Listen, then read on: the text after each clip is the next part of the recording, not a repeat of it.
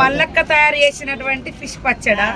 మా మల్లక్క మహిళా సంఘంలో సభ్యురాలు ఉండే, ఆమెకు 10 లక్షలతోటి అవుట్లెట్ వెహికల్ ఈ వెహికల్ ఇవ్వడం జరిగింది. అక్కడ ఈ వెహికల్లో మరి గతంలో ఆమె నెత్తి మీద బుట్ట పెట్టుకొని పాపము వాడవాడ తిరిగి చేపలు అమ్మేది.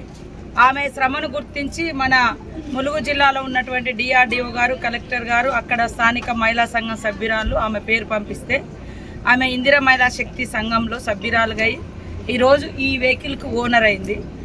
10 లక్షలు ఇస్తే దాంట్లో 6 లక్షలు మాఫీ, 4 లక్షలు కడుతూ ఇలా పచ్చళ్ళు కూడా చేస్తుంది. పచ్చి చేపలు మార్నింగ్ అమ్మితే సాయంత్రం టైంలో ఫ్రై ఫిష్ అమ్మేది.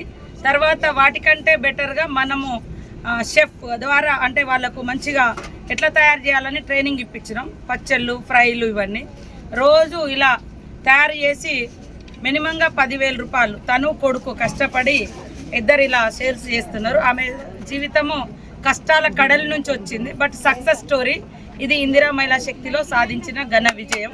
అందరం ఆమెకు అంతర్జాతీయ మహిళా దినోత్సవ శుభాకాంక్షలు.